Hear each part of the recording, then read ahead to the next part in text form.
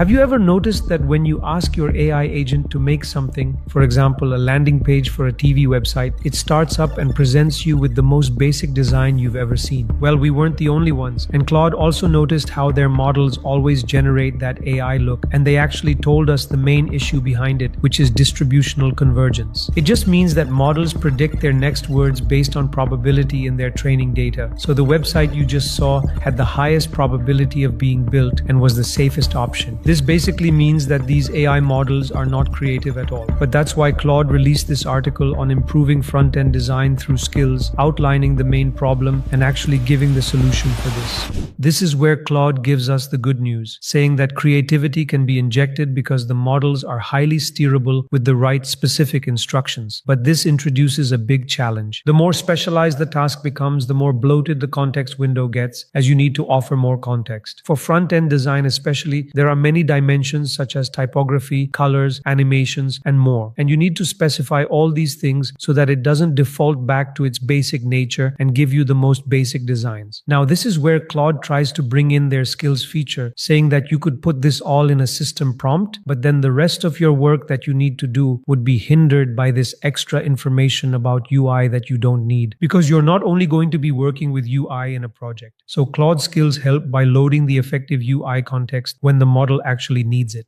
In this section, they explain what their skills are used for and why they are applying them to this UI problem. I'm not going to go over the basics of skills again, as I already made a video on this. But there is one other thing for those of you who've been really confused in the comments section as to why we need skills. I'll leave this in the description below, but it's basically Claude telling you which is the right tool to choose. I don't want to look through all of this, but the best for section pretty much sums it up, with skills being for specialized expertise, which we're loading for UI right now. And sub-agents are for specialized tasks, so they're a whole instance of Claude with other tools. And MCP is for external data access, since we all know skills can't do network requests. But coming back to the topic, they say that with these front-end skills, when you're building a landing page, Claude will automatically load the skill in and use those instructions. And this allows you to basically keep your context window clean, because too many tokens, as you know, can result in the degradation of its performance. So keeping the context window clean is really important. But before we dive deeper into the findings, here's a word from our sponsor, Scrimba.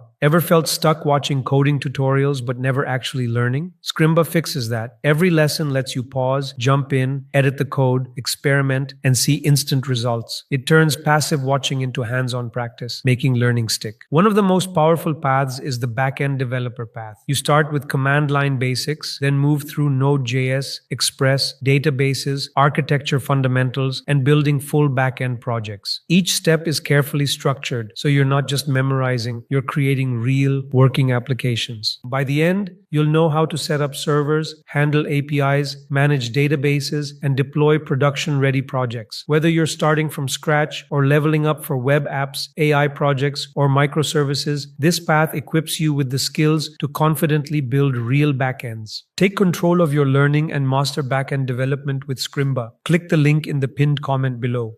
Claude actually dives a little deeper into the prompt that we need to provide in our skills, saying that the main thing is to think about front-end design in the way a front-end engineer would. This basically means that you need to map what you think looks good to actual implementations. For example, you know that this gradient doesn't look good, and the aesthetic implementation would be specifying what to replace it with, like solid colors or geometric patterns. Using this insight, Claude has identified several areas where this principle really works well, and they've given the specific prompts for that. The main thing is that since the text model understands code really well, it's going to be more creative in that space when the instructions are related to code modification. They also say that you shouldn't really write detailed technical instructions, but instead just use targeted language that helps the model. For example, you shouldn't actually go ahead and specify the exact hex code of the color that you want implemented or the different colors. Giving a general direction to induce creativity is much more helpful.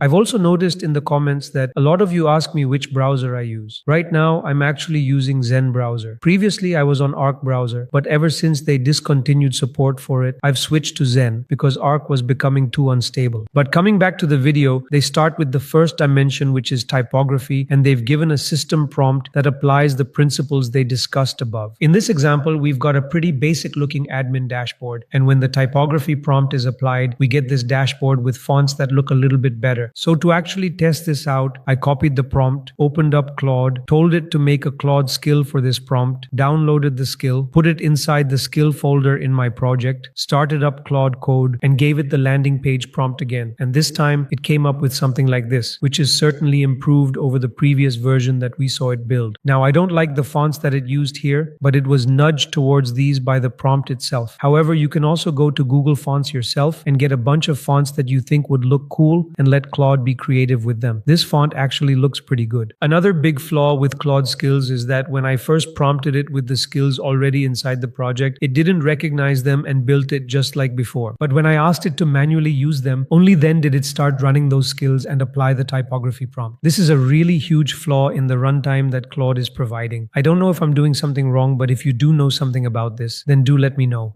They say that asking the model to use more interesting fonts makes it improve other aspects of the design as well. They showed this with their example, but in our case, this is what it was before, and this is what it was after, so I don't think it was applied in our case. But anyway, the next aspect they talk about is themes and aesthetics. Because Claude has been trained on massive amounts of data, you can actually make it focus on some popular themes that you want to implement. Again, they've given the prompt for that, and with it, they made it implement this RPG themed UI, which does look more creative. Next, they lead us into this general purpose prompt by saying, what if we could combine all these smaller improvements into one giant and reusable prompt? And they developed a 400k token prompt. We'll test it out and see how this does, because they're promising that this dramatically improves the front-end output across all these different dimensions. Here, they specify that they're giving it a general overview of the problem it causes, where they tell it that it tends to converge towards these generic outputs. They scold the model for its basic nature, which is producing AI slop, and then give it a general guide to surprise the users. At the end, they also ask it to think outside the box by telling it to interpret creativity and make unexpected choices, and they say that it is critical that the model thinks outside the box. Well, we'll see how creative it actually gets. Then they start showing us these examples. At first, we have our simple landing page, and with the skill, it makes this landing page, which actually does look good. Again, the fonts in the middle are not that good, so I think you would need to guide it on that. But other than that, the use of gradients is actually really good this time. After that, they show us how it's improved a blog layout and made it kind of like Claude's own website. So this does look good. And then we have the admin dashboard example again, where this time it just completely went overboard with the colors and made it too colorful. I think there are probably some places where the basic output is better, because this just looks unusable to me.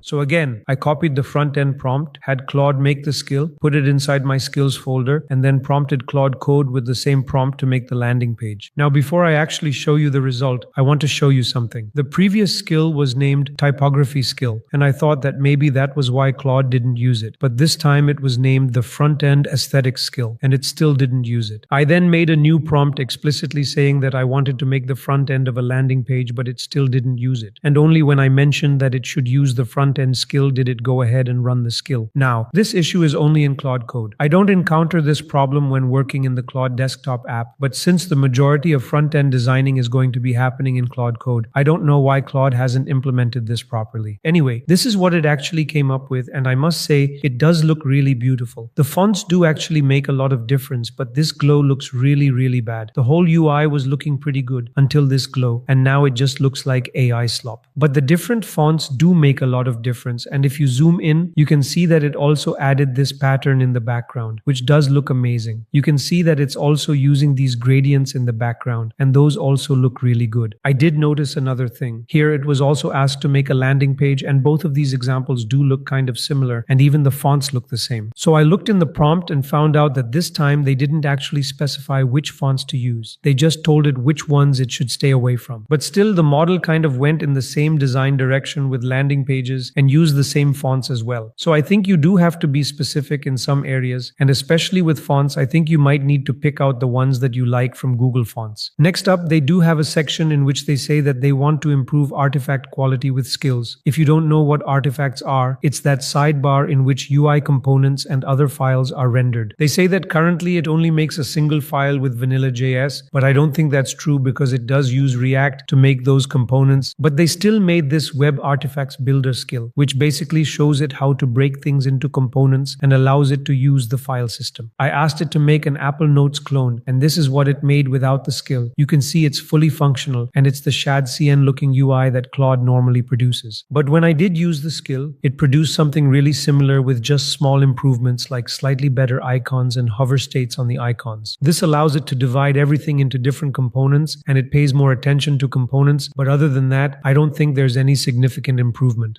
So to conclude, they just dive a little bit into skills, saying that it's a tool that brings constant guidance and domain expertise to every task by providing these special instructions. And you shouldn't only look at design, but also at things that are really repeatable to actually turn them into skills. Other than that, they also have a front-end design cookbook and a new plugin for Claude Code that helps with front-end design. I will be testing it out, and I'll feature this in a future video as well to see how this new design plugin actually works. I don't know if it's the same one, but if it's the same prompt, I'll let you know. That brings us to the end of this video. If you'd like to support the channel and help us keep making videos like this, you can do so by using the super thanks button below. As always, thank you for watching, and I'll see you in the next one.